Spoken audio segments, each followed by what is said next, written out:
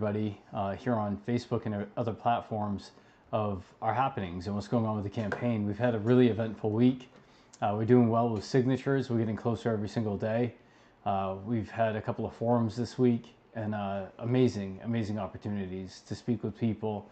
And really importantly, we got to meet with the Wabanaki Tribe Alliance leaders. And not the Wabanaki Tribe, but Alliance leaders of the Wabanaki. It really was such an amazing event, and just having an opportunity to talk to people. And one thing it really comes down to for all of us, we really want freedom. We really want to be able to live our lives without the government overstepping its boundaries. And whether you're part of the Wabanaki Alliance or whether you're just a citizen here in the state of Maine, the government has really overstepped its boundaries. It lacks accountability.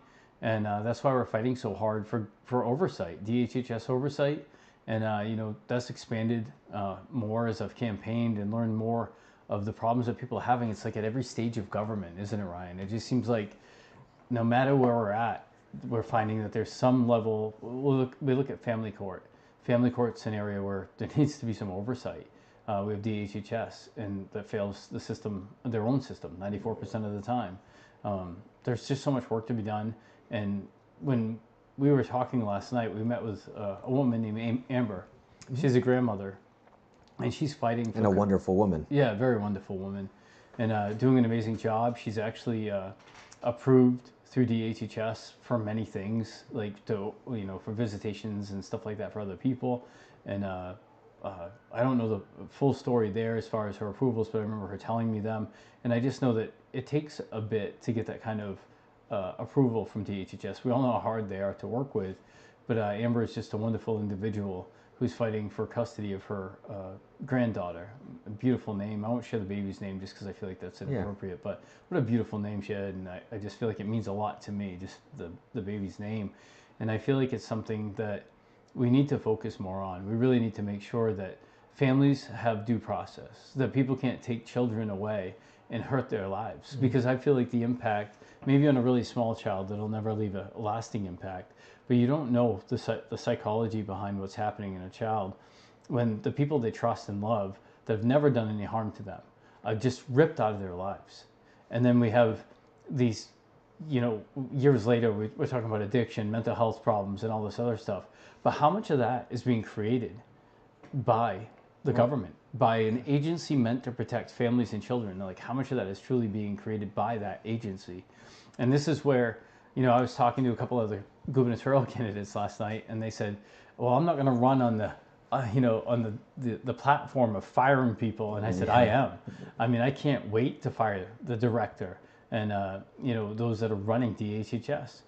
If you run a business and you're only getting 94% productivity out of your employees, they deserve to be fired. Well, to clarify, 94% productivity would be great, but that's not what we're getting. Oh, yeah. It's all right. Yeah. 94%, I was going to say, you're running a tight ship. Well, 94 is good. 94% would be fair production.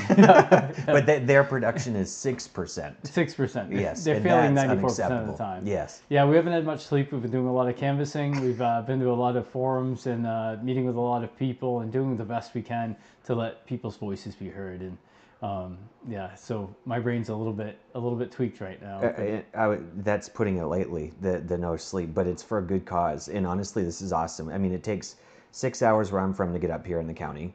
I know it's a few hours for you, but a few hours is still a lot when you're meeting with all of these people. We had 2 forums in the last 2 days, and I know I've never been a part of anything like this, and it's wonderful to do that. It's wonderful to meet people, but it's a lot. And it's a lot, too, in the sense that, like, when we're meeting with other people like Amber, we have far more people than just one reaching out with all of this. Yeah.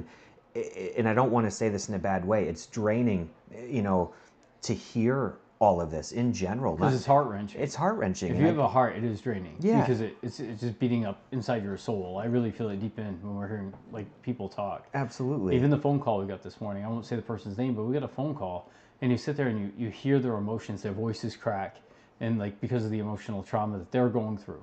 And, I don't know everyone's story, but what I can say is, if what they're saying is all true, the people who have reached out to the campaign, then there's some serious deviations of truth. Yeah. There's some serious deviations of any kind of due process and true child safety.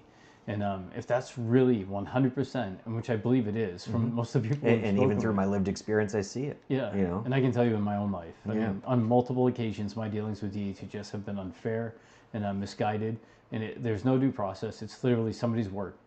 It can be anonymous, doesn't matter, Yeah. and it's gospel to them. And one thing I noticed too, you know, whether it be with Amber or multiple other people who have reached out to, or vice versa, reached out to me rather, I'm sorry, is that it's hard to follow. If I was to give someone my entire story too, I get it. It's a lot. And I think that's the challenge, is that those who go through this, the one that is buried under the weight of this injustice, are the ones expected to not only survive it, but to gather enough strength to articulate it. And that is hard. But when we were able to sit down with Amber yesterday, for example, it didn't take more than 2 seconds to realize she's a loving grandmother, Yeah. a loving mother, and all we need to do is just listen, to be there. You know what I mean? And I feel like that's what cracks a lot of people. I know it. For example, at yesterday's forum, I cried when you mentioned me. You know what I mean? You said, "Hey, thank you." You know, the guy taking pictures, Ryan. And honestly, I cried because it doesn't take more than literally someone looking at me and acknowledging my existence to put me into tears. How sad is that? Well, it's because we're broken. Yeah. I mean, I still admit I'm a broken individual. I may be running for office, but they're like, this system breaks people. Yeah, it does. And whether they think it's designed to protect, it's breaking more than it's protecting, at least from what I've seen in this campaign. Yeah, well, and I think it was designed to protect. I'd like to believe that, but whether it was designed that way or not, that's not how it's operating. It is absolutely breaking people. Just like a bad car that gets recalled, we need to recall the way that things are being done. 100%. It really needs to be completely rebuilt. And the motivating thing to me is that, and what are your thoughts on this, is that literally just showing up and listening, it shouldn't be that big of a, like, this isn't a crazy thing. Anyone should be able to do that, but clearly they're not.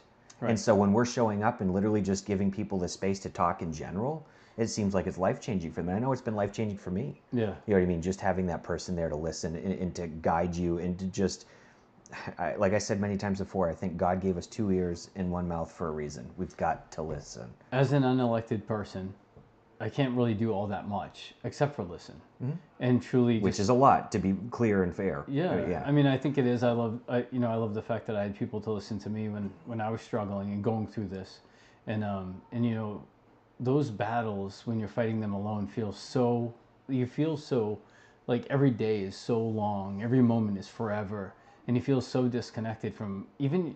You try to put your feelings away because it's just really such a hard place to be. Do you mind if I ask you a question? Yeah, go ahead. Anything. If someone wanted to reach out to you, yeah, but felt hesitancy, what would you say to them? I would say I was the same way. It was really hard to share my feelings because you feel so alone anyway. You don't feel like anyone could understand what this feels like. But I can tell you from the deepest part of me, it literally hurts your very soul. And you know, I don't know if anyone really understands that pain, but it's that pain when you take a deep breath. You don't feel like you've actually got that breath. When you feel like your best thought and clarity is literally pain and emotion. It's like, I honestly feel like if you're having that, I'm begging you to reach out, because it took me so long before I was able to speak about my situation. Yeah. I mean, I suffered for 1.5 years, you know, before I really knew to speak. Yeah. And time moves slowly, if you ask me. Yeah. You know, that 1.5 years of feeling that pain. I mean, even a day feels like a week, you know, and the isolation that comes along with it, and it's tough. It's hell. It's truly hell. And I asked that because we had a comment on here, and we'll say hi to Ruth. And Ruth, I encourage you. Yeah. Thank you. She, and I'll quote her specifically, just mentioned that she should really reach out. And it just made me formulate that question in my head, because there's more people than just the 1 or 2 people that may be in here commenting that might be thinking the same thing. Well, just like anything that's brings a traumatic experience into our life, and to me, this matches the greatest of traumatic experiences. This is the traumatic experience. And you've been through it, and I know not everyone has your full story, but you've been through a ton. Yeah. And that says a lot. I mean, some of it from employment, and some of it from personal life issues. But one of the things I learned from post-traumatic stress counseling is the best thing you can do is talk to other people, because you recognize it's okay to have these feelings, because it's not okay for these things to be happening. Yeah. Like, it's not natural. And the things that aren't natural in our life, they really come in and they disrupt you. Yeah. And that actually is a part of our defense mechanism, as our body being like, this isn't good for my health. This isn't good for my mental health. It's just, and it doesn't make sense. And so I definitely, Ruth, if you ever want to chat, you can call or text 855-7860. That's my phone. You're welcome to call it, text it. We are pretty busy with the campaign, so text me first. It's probably the best way. But 855-7860. Shoot me a text. We'll set up a time we can chat. I would love to hear from you. I'd love to hear your story. I'd love to encourage you in your fight, or maybe it's family, whatever it is. And ultimately, I know not everyone's a person of faith, but I do pray for everyone I speak with. And if that's encouraging to you, then that's a blessing to me. And if it's not, then I'll still pray for you, because I really feel like it's important. And without that in my life, I don't think I could have got through my hard times. It was so deafening. Like having that, I don't know if, like, I'm sure you understand what that deafening definition means, but like life was deafening. Things were so loud when it was silent, because your thoughts, you're just like, how the hell am I going to get through this? Yeah. And to know that I thought I was alone. I didn't think this happened to many families. I didn't realize there was thousands, tens of thousands. Well, and how did you find out that there were more? By doing what? I ended up writing a book. There you go. That's how it started. I wrote a book because I wanted people to be aware of what happened in my life and how wrong it is. You know, when you wrote that book, did that bring about connection with other people? Yeah. I mean, I still get a lot of emails, people, and I was in my book, and the way that you can buy my book, you'll get my contact right there, because I felt like if I could ever save one life or ever help someone through their situation just by encouraging them to fight. Because a year and a half, I did this through COVID, like when it took that long. A year and a half is a long friggin' time. When you think of a week without your child, that's hell. A day, the first day is hell. Imagine after a month where you're feeling pain, but you start to get numb enough that you start feeling like, maybe I'm okay. But you're not. You're disconnecting. You're literally shutting your feelings off. And when you start doing that, it's actually a dangerous place to be, because you're starting to figure out, as a human being that should have love and compassion, you're learning how to shut it all off. And I can tell you, in some of the training I've got in my life, that's the best. That was like some of the good things of the training, is you have to be able to shut things off. You have to be able to shut off emotions when you're in law enforcement and other things that I've done. You really got to disconnect, but you can't from your family. And I started treating it like a training tool. And as time went on, I slowly started to like be okay, like truly be okay, to disconnect, to completely pull myself out of that life. And the reason why I asked that, is you wrote a book, and that doesn't mean everyone has to write a book to do that. And if that works for you, and I can see that works for you, I'm in the middle of doing the same, and that's therapeutic for me. But the point that I was trying to get to is that we don't need perfection. Right. We need connection. And you connected with people through sharing your story, and that was also therapeutic for you in ways too along that journey. 100%. And before I get too far with comments, because we're getting quite a few, I want to make sure they're heard. Ruth had said, I know that pain, and I didn't know how I could feel such emotional pain and not physically die when DHHS did what they did to me and my great niece. It was long ago, many years ago, more than 10. And then she had also asked what the name of your book is. It's actually making me emotional. I know. I'm not on camera, but it's embarrassing. But no. I mean, to some degree, it is, because like hearing those words from somebody and knowing exactly what that feels like, it's just it's what, I'm trying not to be too emotional. If you're a parent and you love your children, you understand this feeling. It doesn't matter if they're just hurt and you weren't there quick enough, maybe on a swing and they fell off. That's a little quicker. That gets fixed quicker when you get to hold them. But when someone is stepping into your life and there's false accusations, whether it's an anonymous caller, a person in your family or your life, a significant other that turns against you and starts to use false accusations against you to gain custody or to just get you out of their life. For whatever the reason, yeah. It's honestly like, no matter how good you're trained in anything in this life, nothing can train you for that. You can't perfect feelings. You can't perfect like hiding your feelings. And so, I mean, just when you read that, those are my words. And I think that's why so many of us are connecting and building such a coalition together, is because we know what that hell is. And I will not live another day. I put my life on the line for people just stealing from other people. I'll give you all my possessions. Don't take my kid. Don't take my family. And like, but I put my life on the line to stop that kind of stuff. I put my life on the line to stop drug abuse and stuff like that. Even if it was the individual, which they were hurting themselves, which yes, there's laws. But if I can put my life on the line for that, why can't I run for office and throw myself out there and just be like, you know what, whatever hell comes my way, I don't care. Because you can't take any more from me than taking my family from me. I completely agree. But something you just said stuck with me, and forgive me, how did you word it? That nothing can prepare you for this, right? And I wholeheartedly agree. So the point I want to bring up in question, I guess I'll pose is, how many people do you think are affected by this? Gosh, I mean, since I announced in late October that I was running for office, I've dealt with either by phone call, Zoom call, meeting in person, upwards of 500 families.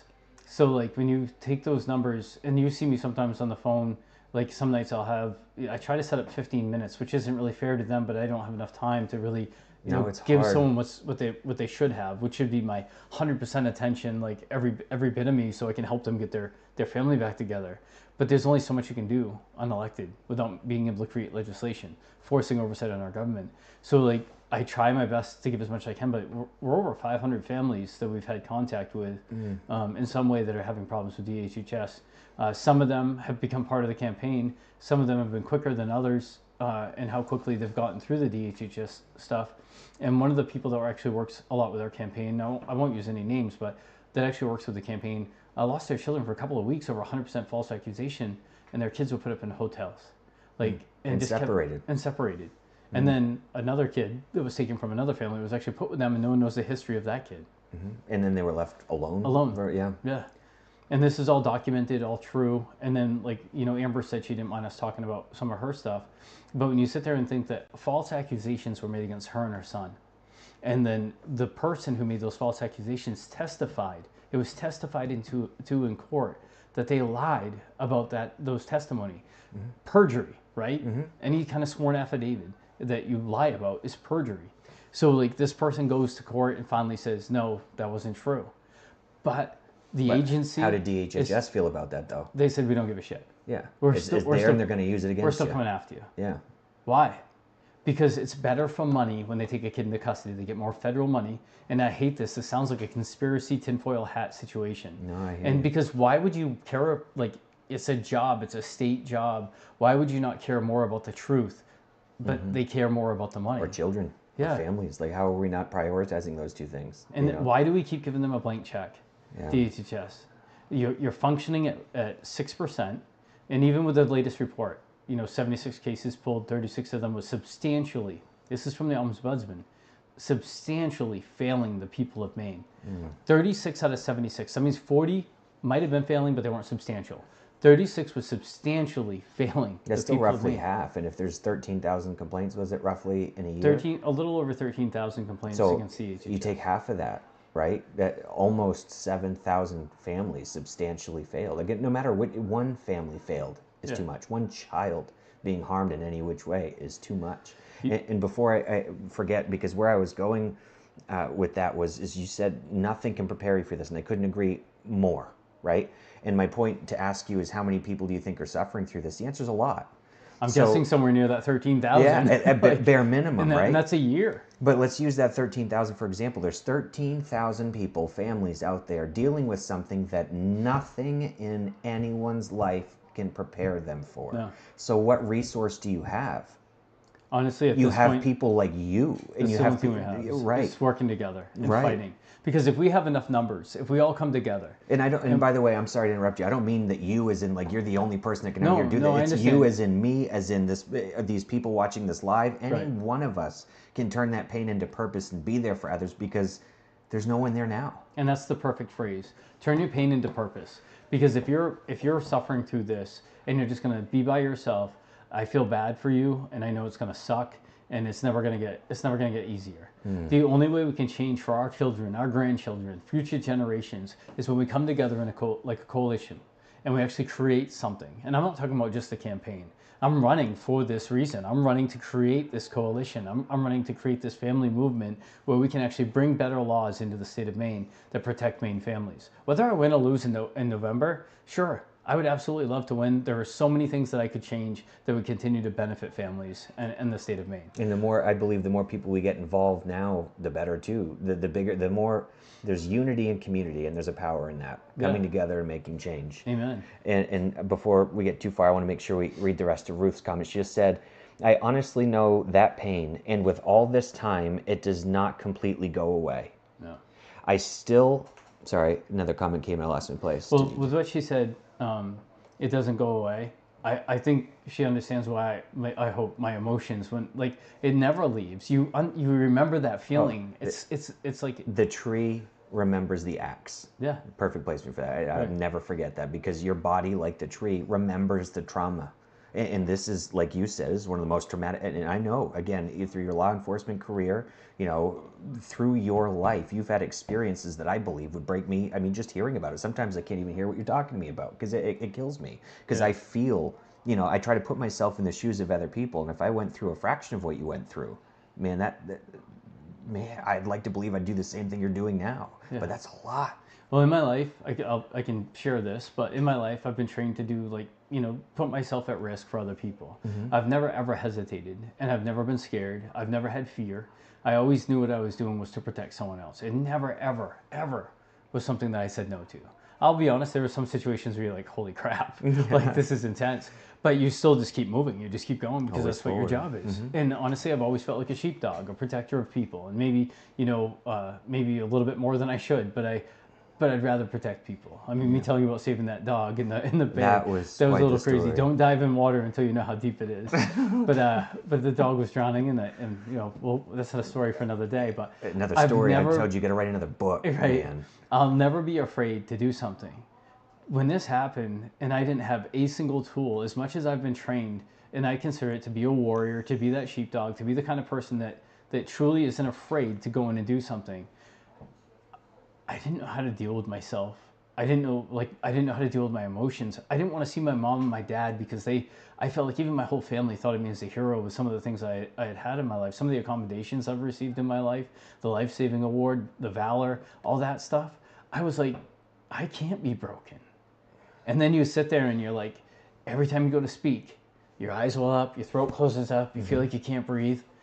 And so I understand what she's talking about. And honestly, I would love to sit with you. I'll cry with you. I'll have a coffee with you. We'll have some water, whatever it is.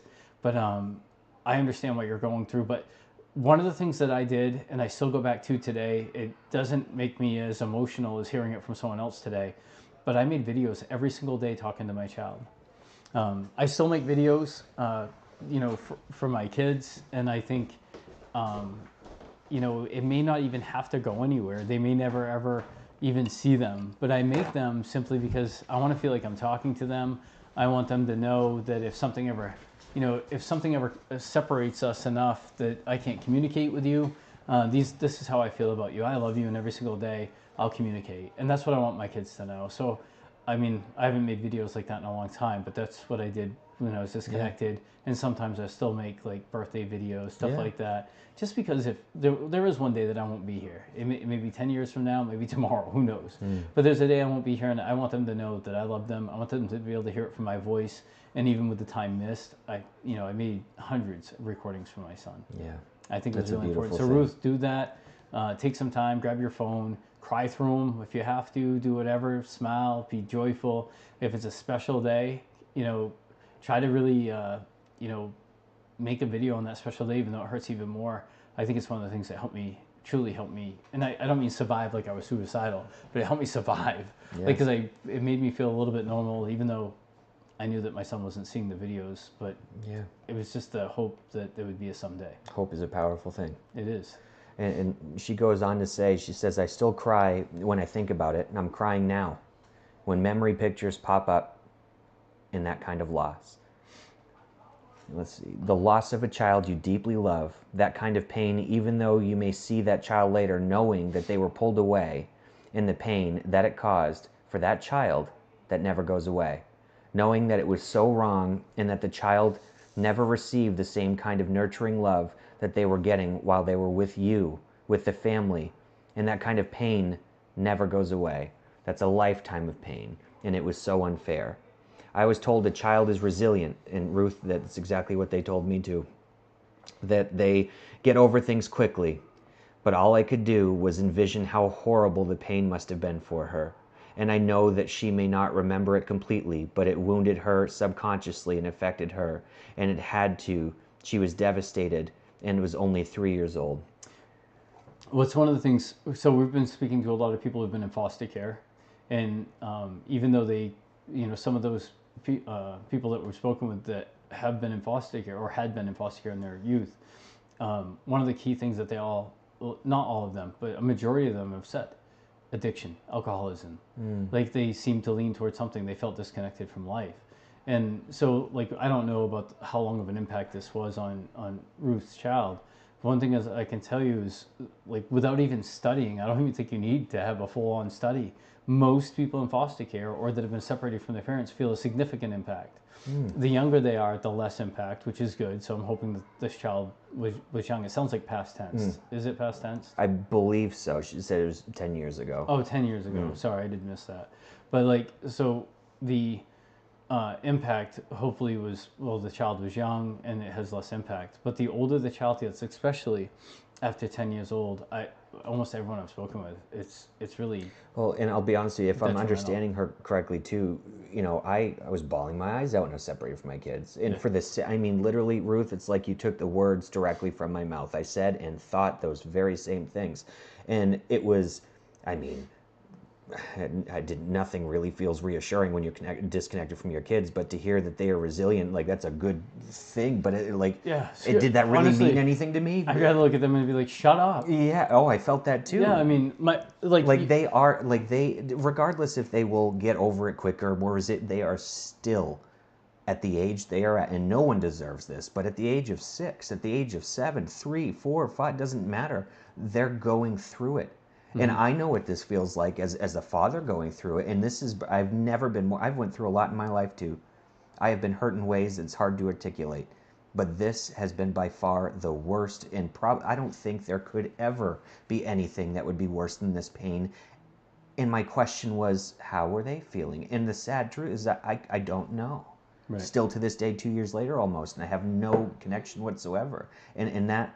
I just want to let you know you're not alone in that, Ruth. And though it's tough, you can be told your kids are more resilient, but that doesn't change the fact that they're still being caused pain. I know a lot of really good foster parents that actually take kids short term in these situations, and they are loving people, and I think they have a great deal of love. But I can tell you, it doesn't matter when we have normalcies in our life and they're ripped away. Even the most loving people coming around us, if we've never met them before, it's kind of void. There's a void. Yeah. Even though they're putting it out there, you can't really receive it because you don't know, like, truly what that love is. It's different.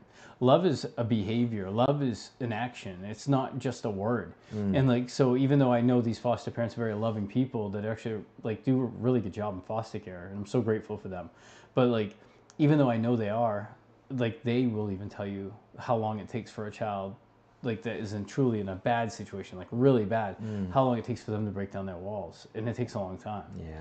And then, like, they're saying, even though they're pouring out their love and they're doing everything they can to make the child comfortable, feel safe, from, like, a lot of these children that truly shouldn't be at their homes have seriously suffered at their parents' hands. Yeah. And they still have a hard time. And that's the thing. There's a lot of foster parents. I mean, it doesn't take much to research this. Just Google it. There's many foster parents speaking out. They're being failed just as equally as most parents. We should all be the hands wrapped around our children and helping them together. And I feel like a lot of other foster parents are doing that, but when you're failed by the same system. And that's what it comes down to, is it doesn't matter if you're a foster parent, if you're a biological parent, it doesn't matter if you're a child or whatever it is. When the agency comes in, they set the rules. And, like, it should be that way, but in a safe way, with accountability, with a process. Transparency, right. And everything's under an iron curtain. I loved it when I heard that from the Government Oversight Committee. Yeah. However, they're still not doing anything. I know, the most frustrating thing. Like, hey guys, we're going to be outraged and we're going to have a committee meeting and we're going to talk about DHHS and we're going to do absolutely nothing. Right. We're just going to talk a bunch of shit. Right. And that's pretty much what they're doing. There's some great people on there that are fighting pretty hard. But I'm telling you, like, even some of the people who I've been super supportive of because they make a lot of noise about this. Well, when it comes down to voting, they vote against it. Yeah. They vote against accountability. And then, like, well, that might cost more money. Look at the budget in the state of Maine. if we're going to spend and I don't waste, care if the budget was $3 trillion. If it comes to safety saving of a children, kid, right? like, Save come one on. child. 152 was it? I mean, I don't think we can ever buy safety. No. However, they're talking about money and we're blowing it on so many stupid things. And then, like, we have $54 million in fraud and waste. We have, like, no accountability there, which DHHS Oversight Committee would cover that. DHHS is so much larger than most people realize. Yeah. Truthfully, their hands are in just about everything. Yeah. And It's not even millions anymore, billions. billions. Yeah, billions. Yeah. And Ruth also said, she said, my lawyer was very inadequate and I was signing over whole paychecks because I didn't make much money. And I feel that too, Ruth, and I'm sorry. But she says, I can't believe that I just spilled all that out, but I will call you if I can. But like I said, it's been many, many years. And I just want to say that no matter how many years, like I said, the tree remembers the axe. And the most powerful thing in my life that I've come across that's helped me through this is doing exactly what you're doing now, opening up and talking. And I know I've only known Derek since we connected back in like October. Yeah. But man, I couldn't be more appreciative of this man. And I can tell you that if you ever need anything, you reach out to him and he doesn't get back to you, I'd be surprised. But even with his plate being overfull, but don't feel bad to reach out multiple times, because we are only one person individually, two people together, and we can only have enough time in the day to reach out to everybody, but we want to. I want to give people that space to talk. You can tell me absolutely anything. And it has, especially lately in the campaign, it has taken me a couple days sometimes to respond to certain. Oh yeah, no, me too, and I feel an immense amount of guilt. That's why I gave her my cell phone number. Anybody watching can take my cell phone number. Yeah. They can text it. Please text it first. Honestly, I'm trying to do the best I can to make sure that we actually get some legislation, we actually get elected so we can do things for the state of Maine, hold people accountable. But along the way, I understand the realization of that. Elections have winners and losers. But no matter how it turns out, if we can get this kind of legislation across, whether I win or lose, we've won. Yeah. That's really what it comes down to. We bring accountability. We make it better for families here in the state of Maine. I've won. That's really the victory in this. Yeah. So I think it's, and when you look at the forums that we've been part of, we have people on both sides of the aisle, Democrats and Republicans, that are looking at the DHHS oversight bill, and more, the more this is getting publicized, the more people that are joining this movement, the more that other people that are running for office are actually starting to ask about it. So we had another person, I won't mention their name, but another person running for governor, and she asked for a copy of the DHHS oversight bill. Yeah. And that to me is. And how does that happen though? That happens because you're out there talking. Right. All right. And this person had actually mentioned that she had wished she had thought of that too, to mention. Yeah. And well, how did she think of that? Well, because you used your voice and you spoke about it, and that's why a lot of people out here, myself included, like I have to teach myself patience every single day, because I mean, almost 2 years now. Right? And even 2 days being separated wrongfully is too much at one day. Right. But from the outside, sometimes it can feel like nothing's happening, that nothing's ever going to change. And I get that feeling. I actively battle it every day. But for those who may not be seeing this side of things, because I've never been a part of this political process before, and boy, is it enlightening, and I'm honored to be a part of it.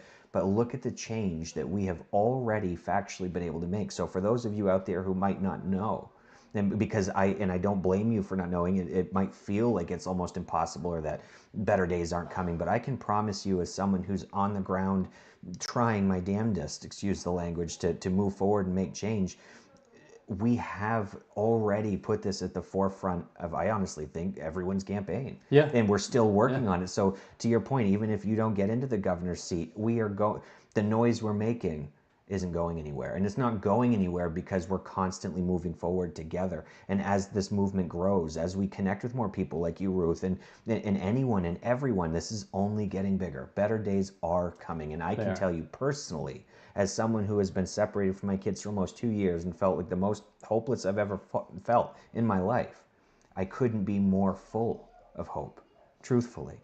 And I want you guys to know that even when it feels like nothing's changing, and that the grass or the other side is just not visible, or the better word would say the light is at the end of the tunnel. It's there. It is. Whether you can see it or not doesn't mean it's not there, but I promise you we're getting closer. We're going to continue to get closer by doing this together. How do you feel if you were to be done today? I would already feel I'd feel disappointed because I don't want to stop until it's 100% done, but we've made so much headway. Yeah. The awareness that we've brought, that's big. but the fact that we've actually got the bill that we worked. I mean, Betsy Grant has helped with. You've helped with this bill that I have. I could say it's even gives me goosebumps, but it's almost like the 500 plus families that we've had interaction with have helped form it. Yeah. I mean, I had an idea when I was running for office. I had this idea of the bill. I had it written. And then like after speaking to a couple families, I'm like, this isn't enough. And then I talked to a few more and I realized it wasn't enough. I spoke with Betsy Grant and she helped me make one of the biggest changes I have in it, and which was the commissioner aspect of it and how that commissioner's role would be. And so I added that. And then as I was talking to more people, I started realizing I'm a former investigator. Where do we get the investigators? And then I added that. And now it's a full, complete system that can do everything from the complaint level to the investigation level to the documentation to the AG's office for prosecution. It's just like any kind of law enforcement branch that would take somebody from a traffic stop that was OUI and brings them to jail and it goes through the court system. This would be from the complaint level up to the investigators or to the commissioner. Then he would direct or she would direct to the investigators underneath them. Right. And then they could go. The commissioner can go directly to the governor's ear. The commissioner can go directly to the AG, or the commissioner can go back to the board and ask more questions or ask to see the person. Yeah. And that way we can actually have accountability. The real stories coming out. We take all the information, lay it out on the table. We do the best we can for people. It won't fix everyone's problems. It'll help a lot, though. Well, what gives me goosebumps is hearing everything you just said. What did you say? You're essentially, your plan was ever changing. Yeah. You don't come to the table saying, this is how we're doing it. This is, I mean, don't get me wrong. If someone said, hey, I've got all the answers, I'd listen. Yeah, I want to hear that. Right. Right. But my point is that you come to the table with your best plan, to the best of your ability, but it doesn't stop there. Right. You've connected with other people, and they've done what? They've given you their feedback. They've given you their perspective, and boy, is there a power in perspective, but you are factually listening. And when you listen, and when you allow other people to engage, and you give them a voice, look what happened. Yeah. It changed. It's grown into something that I never thought this bill would be. Right, but I guess what I'm trying to get to is that I am seeing your words into action, and it's actually making an impact and a difference today. And all that's a mentality. That's all that is. Right. That's your willingness to listen, engage, and acknowledge other people's perspectives. Why aren't they doing that today? It's not enough of it. We really need to listen to people. And one of my favorite things that we keep saying, you say a lot of, is I was given 2 ears to listen, one mouth. Yeah. So we need to listen a little bit more than we speak. It's so powerful. And so like sometimes when people come, and like I want to talk about the listening thing. I listen to everybody, and sometimes people will tell me stories where I'm like, you've kind of set yourself on the path you're on. Yeah. Like we can only do so much to help people, right? And some people have come to me with their stories. I can help them a different way, but it isn't because they're lacking oversight of DHHS. Right. It's because they need some maybe mental health counseling, drug counseling, whatever. And I still want to help that way because I believe that's a big part of our platform. See, and I'm going to pause you right there though, because what is that? That's empathy, right? Yeah. You're having empathy for people. You're seeking understanding. But I feel like the issue that we're experiencing so much today is that, oh, you get a drug addiction, you're a terrible person. Yep. And even if they don't say you're a terrible, and in some cases they do, which is wild, right? Right. But my point is that you, as I was just hearing you say it, correct me if I'm wrong, is that someone comes to you and maybe they're more of an issue than they thought, and their perspective is a little off, and they need help in a different way. You still give them that opportunity, and you're not shunning them away, because at the end of the day, they still need help. It made, so again, like I was talking about forming this bill, so the DHHS oversight bill is one part of my DHHS platform. It actually has made me expand the drug crisis here in the state of Maine, the mental health aspect of that, and then it made me expand the mental health alone without drug addiction, because I mean, we've been campaigning together for a while now. We're out knocking doors, and we're seeing a lot of mental health issues. We're seeing a lot of this. And what are we lacking right now? We're talking about the expense for medical. We're at the Primary Care Association, how expensive it is for medical, and how a lot of money is being wasted. And what we have right now is homeless people who have to go in. So everything seems to start, like you're starting to see like the veins of this, right? There's the heart, and then the veins, and like it's spread out to all the limbs, right? So like we have mental health crisis that's overrunning our ERs. and we have mental health.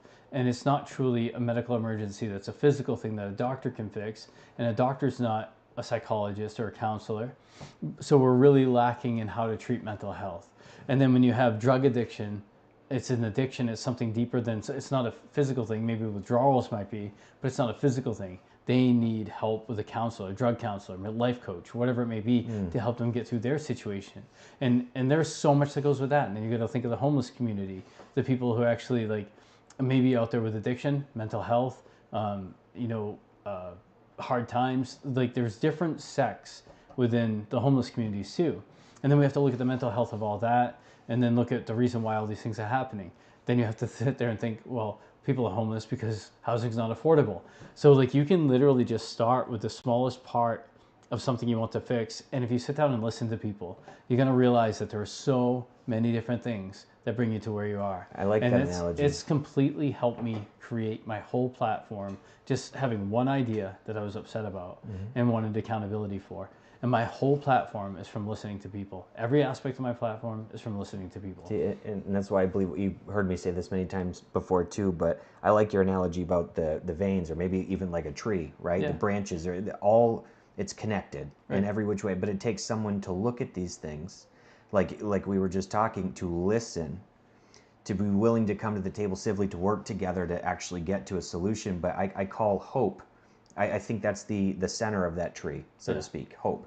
And I call that helping other people empathetically. You need to look at people who are suffering, regardless of what their suffering is. Who are we to judge, right? But to treat them with empathy and try to connect them with the resources they need, to make sure they have access to those resources, and to not shame them for needing that too. If you're shaming people, well, what help are you really giving them or their children in that regard, if that's the case? You know what I mean? No, but I love that analogy. It was very good. But there's so much. So speaking of the mental health and kind of going on those different things, I'm going to take this even further. Yeah. So like a lot of families in Maine have to choose between one person working or two. So they have one child, and then the daycare is typically half the salary of one of the people every week, right? They have a second child. It then makes it so that other parent working, whether it be mom and dad, they have to choose who's making a little less, who wants to stay home and raise the family. Someone stays home because they can't afford. And this is where I love Betsy Grant's plans, and this is still evolving. So if there was anyone out there who has some insights on a child care program that could be effective to help our young families. But so this is what happens. We say we don't want to help people with child care. That's what most of the people in the state say. We do not want to fund child care. Why should we have to fund child care?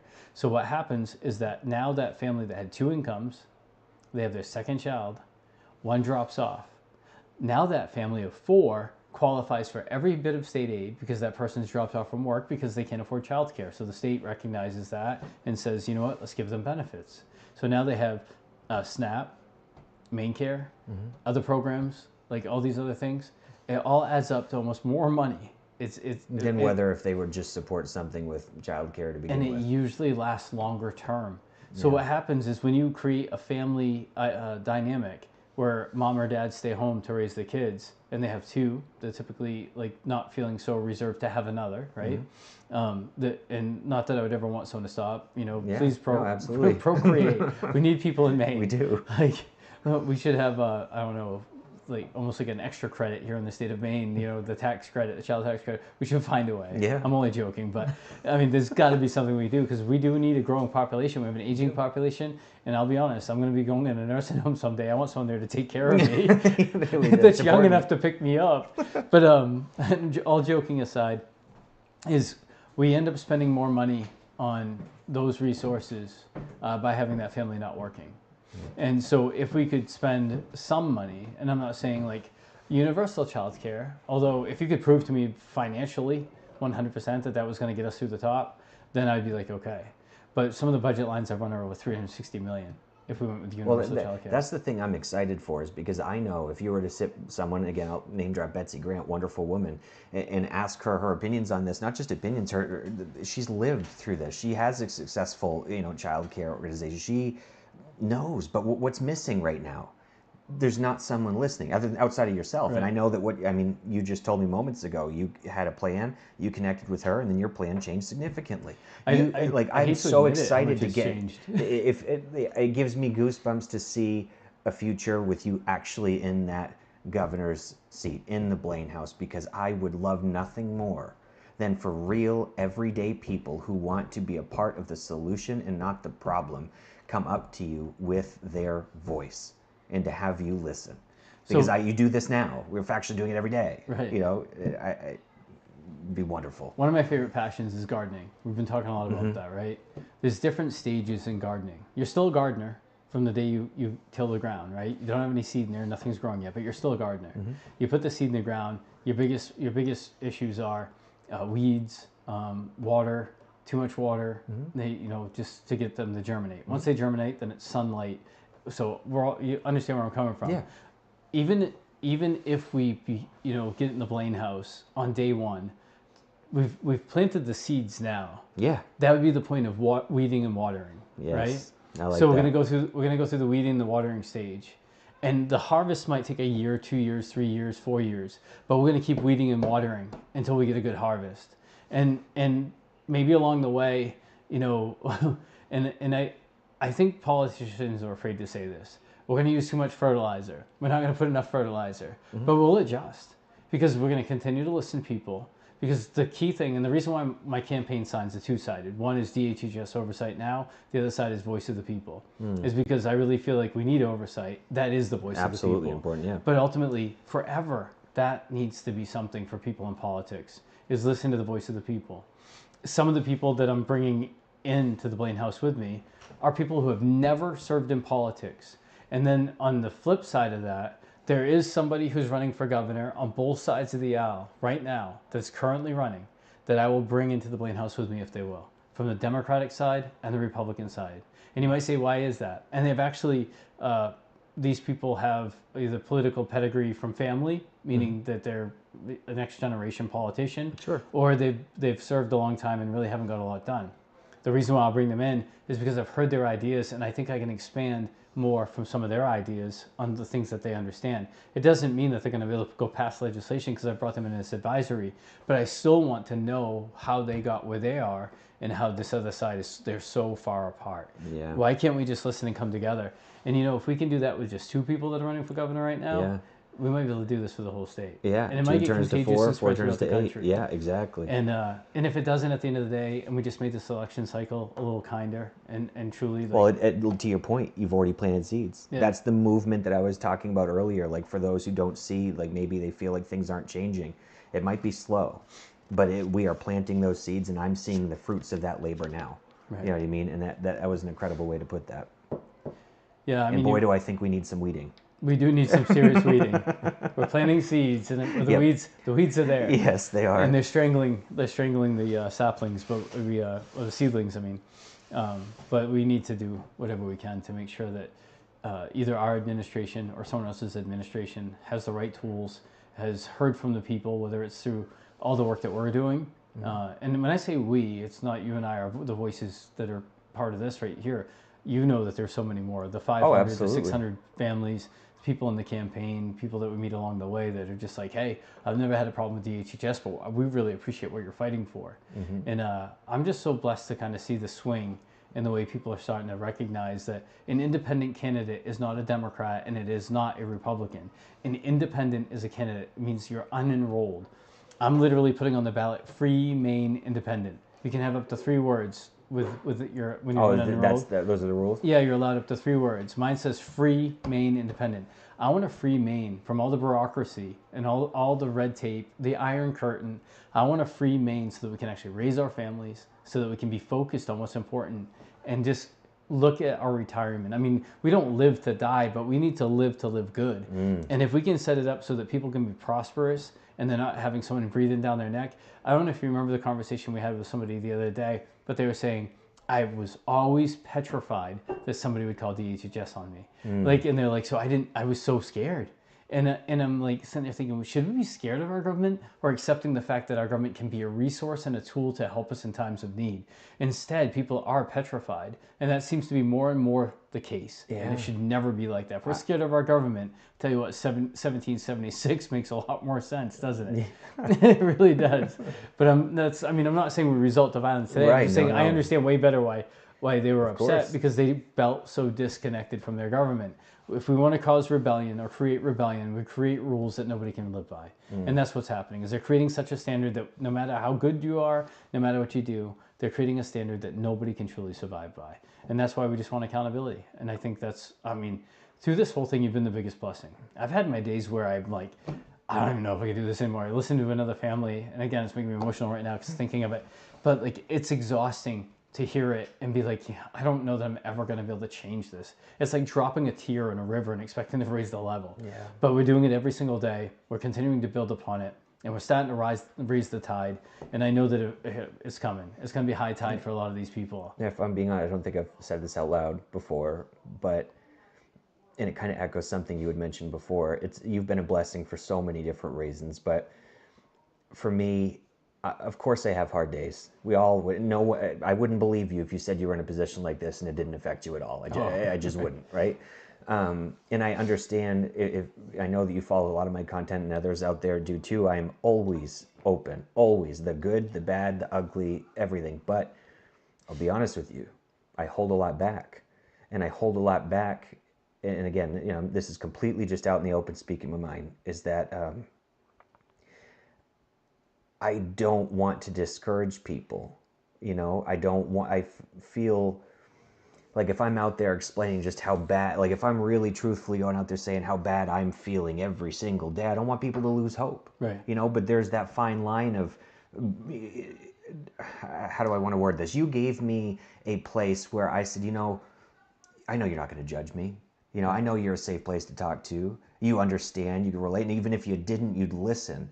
And you've given me that and I've had that ability to connect with you without feeling like, you know, I'm trauma dumping too much in other people, right? Right. You know, it's a hard thing. I'm not articulating it the way I wanted to, outside of the fact that you've been a blessing too. Well, You I really appreciate have. it. I really feel like that's the coolest part about the coalition. I remember one of our team meetings, our campaign team meetings, became like a counseling session. Yeah. And not that anyone was counseling anybody, but just the ability for everyone to be able to speak and talk about It's their an experience. open forum with peers. And it really, and everyone's like, wow, we should do this more often. And that's why we now have that once a week where people can come talk about their experiences and grow.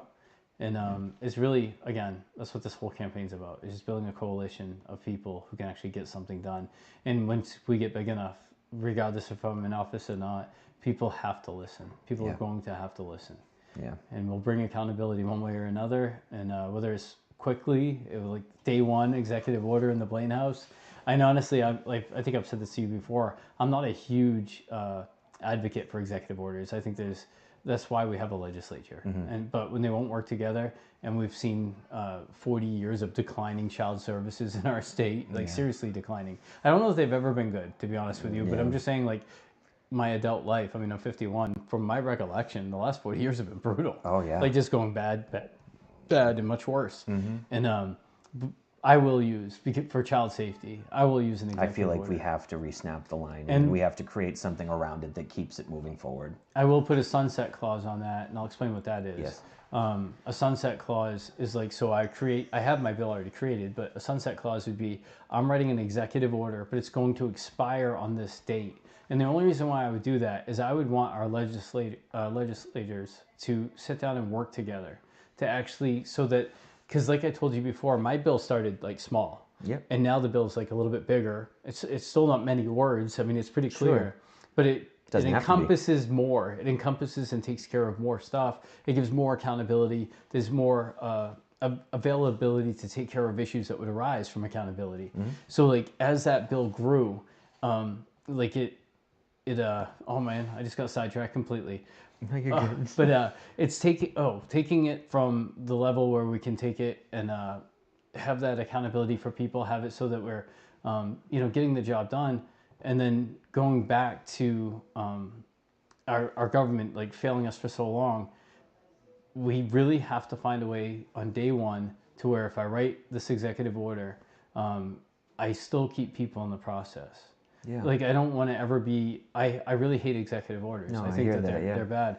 But I feel like if I don't do this, we may never get accountability. And to me, to save someone's life, to save a Yes. child's life, to save the psychological abuse to a child's life, this executive order would be day one. The first minutes I would want this drafted, I'd want it set up. So the second I entered the Blaine House at 12:01 a.m., Yeah. I would sign that bill. The fact that, and I know you, from what we've talked about this, how much you're against executive orders, and I get your logic behind it, truthfully. Yeah. So to hear from someone who is against executive orders to that degree, willing to sign an executive order, either the first minute of the first hour speaks numbers. It should not be at a point where that's required. Well, but we are here. And you hear some of the candidates running on the fact they've got like 300 lined up, that they're going to use 300. I'm like, that's not an electable person in my eyes. Because if you're literally, your whole campaign is, I'm going to bypass the legislature instead of do the will of the people. Yes. Like, work with the will of the people, unless it's about safety. If it's truly about safety and you have 300 of them, then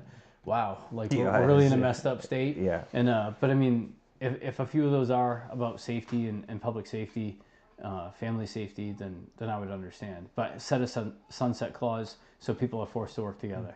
And one thing I just want to say is Joey hopped in and said, you have to let people know you're hurt, otherwise it's misunderstood as anger or discontent or both. And both of you have taken the time to listen to me, and it's made a difference.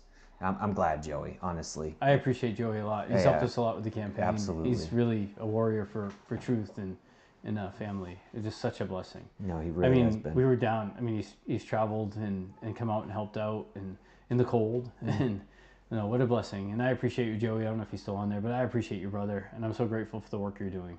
And honestly, that's this group. This is the people, and it's what keeps making it change. And the other thing, not to, again, we just hopped on live, and one thing I love about this is it's not scripted. I love your authenticity. I love the ability to just show up and have an open conversation.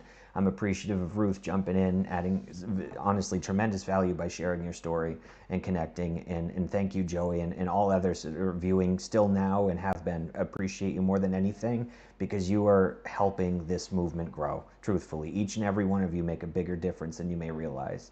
I know it sounds like I'm wrapping up, but I was wrapping up our conversation where we went to. It was a good conversation, but it's getting a little late in the sense that we have an event coming up here, 6 o'clock in Caribou, and I didn't know if you wanted to share that. Are we getting close? Yeah, well, it's 5:12 right now. Oh, wow. I know, it's not too far, believe me. That's what I love about the county, is you can go just about anywhere in 10 minutes. We are in Presque Isle. We have a bowling event tonight. We're going to go kind of celebrate some of the victories that we've had, spend a little bit of time bowling with voters and people that are supporters, and ultimately the campaign team that's up here. Like, that's really the blessing to me. And one of the benefits is me being behind the screen right now and not on camera, is I'm watching the live stream on my phone too, to keep tabs in the comments, and I see every once in a while so-and-so is watching, so-and-so is watching, and I just want to let you know I'm from here. And those of you who are from here too, I know you know that, so hopefully I'll see you out there. So if you want to go bowling. We'd love to have you bowl with us. Sit down and have a soda or water, even if you don't want to bowl, coffee, just whatever. sit down. Just come out and say hi. Yeah. And honestly, and sign my petition. Please help me get on the ballot. Absolutely. And we're getting so much closer. Things are starting to fall together. They're going to help us get there. And but there's such a challenge. Like, I want to be able to campaign on facts and create awareness, plant those seeds. Yeah. And you get to do that a little bit when you're gathering signatures. However, you get to someone and you're like, hi, my name's Derek Levasseur. I'm a candidate for governor, and I need your signature. It takes time. And you're like, wow. Yeah. I'm just trying to drive it out, and it's exhausting. And I feel like I'm not able to specifically work on issues. But as soon as we get this done, we can start holding town halls. I know some candidates do that to get signatures. But one thing I've learned about town halls and from other people that have run for office, when you show up, it seems like the same people travel all around, which is amazing, and you want that because you want those people to be part of your campaign. If we don't gather more signatures, you're really going to be out there knocking doors. You're really going to be going to different types of events. We've been invited to Republican events. We've been invited to Democratic events. It's been we're going to all of them. Yeah. And really it's to hear people, to talk to people, and it's to show that we can sit down with anybody. And I think that's really the most. I used to be pretty dogmatic about some things of politics until this crap happened in my life. Yep. It changed me. It made me listen. Yeah. And so I can never say I'm grateful for the hurt that I have felt, but I'm grateful that something happened to change me so that I actually hear people and can love on people like we should. But if you're going to be around, I think it's called Evergreen. Yep. Evergreen. And I know, or Rendezvous. Rendezvous is the restaurant. The restaurant, yeah. So we're going to be at Evergreen Bowling Alley here in about 45 minutes. And we're going to do some bowling and kind of enjoy a little bit of this evening. We're going to do a little bit of work tomorrow. We're actually traveling back to, we're heading down to Central Maine tomorrow. And then we're going to go to an event. There's a gubernatorial event that we were invited to by some of the Democratic candidates. And so that we can gather signatures. And we got a cool thing planned to do for the people that are going as spectators. We're going to, bless them with some stuff.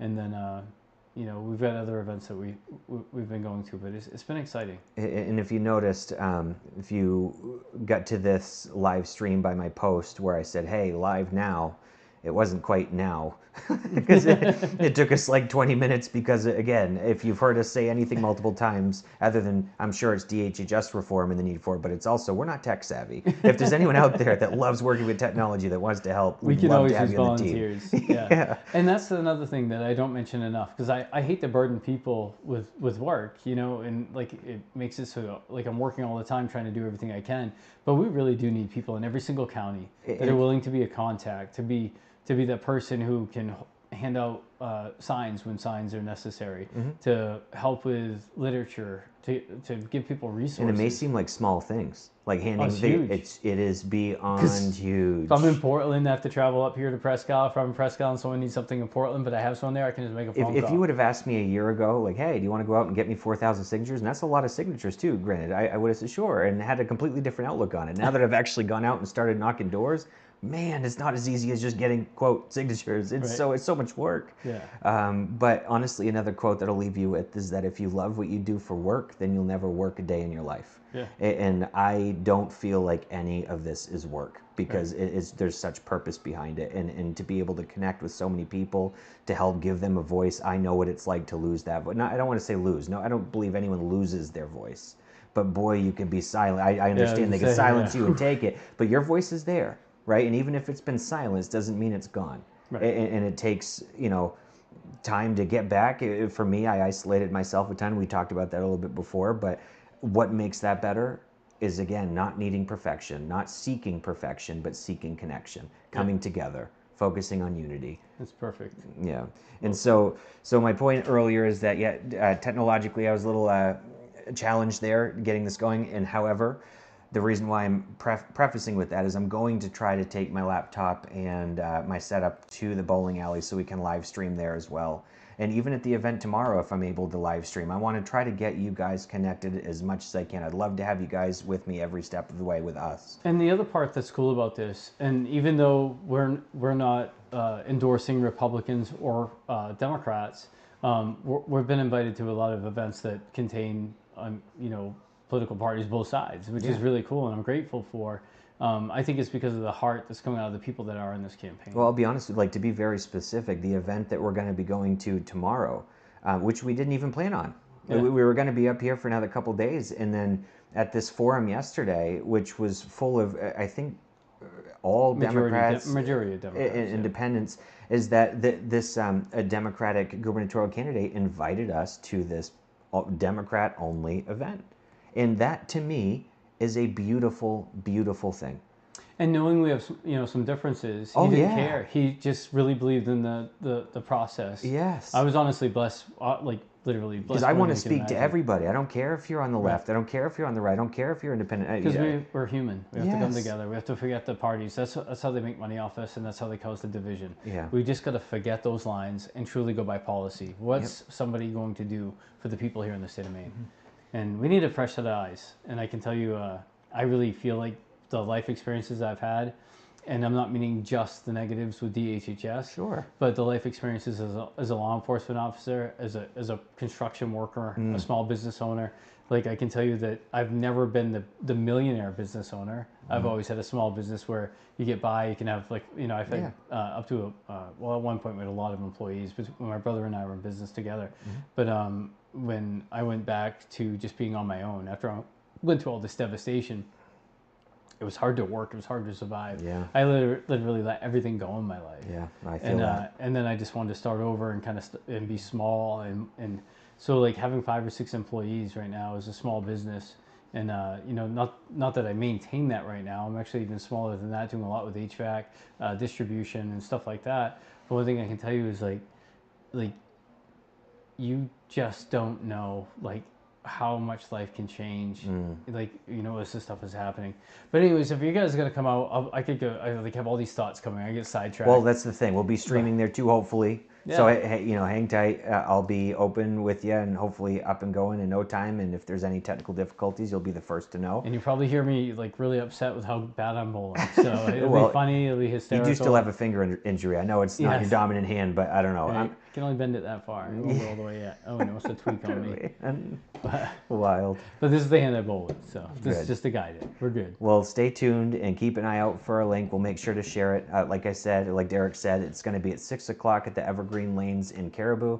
And we would absolutely love to connect with you. Whether you want to throw some bowling balls with us, we're going to rent out a couple lanes for you and anyone else that wants to show up. But if you want to just sit down, have a drink of water, have some food, just talk, whatever you want to do, we're here. And we'd love to connect with you. Absolutely. Take care.